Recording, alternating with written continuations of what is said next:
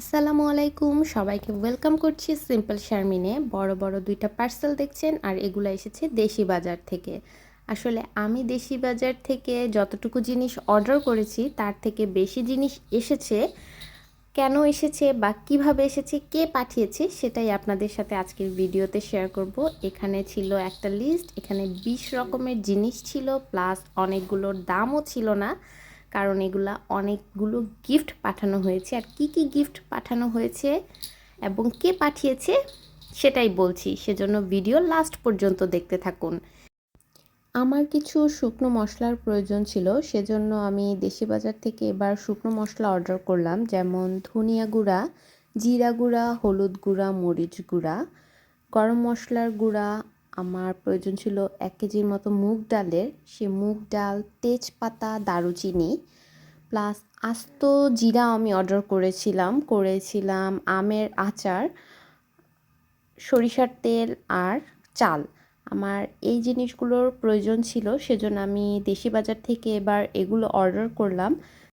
আর এই শুকনো উপকরণগুলো ছাড়া ফ্রোজেন যে জিনিসগুলো ছিল এগুলো পাঠিয়েছে আমার কাজিনের হাজব্যান্ড। ভাইয়া যেহেতু বেশ কিছুদিন যাবৎ পোল্যান্ডে রয়েছে আর ভাইয়া এই কোম্পানিটার সাথে রয়েছে, সো ভাইয়া আমাদের জন্য এখানে অনেক কিছু পাঠিয়েছে। তার মধ্যে ছিল এটা হচ্ছে গরুর পায়া, পায়া বা নেহারি আপনারা যেটাই বলে থাকেন, সেটা খুব সুন্দর করে কাট করে, প্লাস একদম ফ্রেশ, এটা দেখেই বোঝা যাচ্ছে এটা যে একদম ফ্রেশ।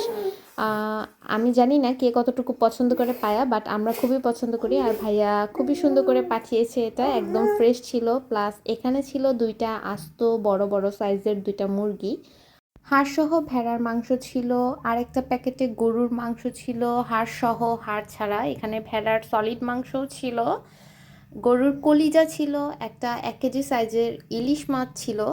আসলে প্রত্যেকটা মাংস থেকে শুরু করে চিকেন হালাল।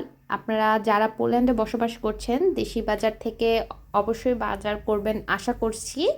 আর প্রত্যেকটা হালাল এবং ফ্রেশ মিট মাংস পাবেন।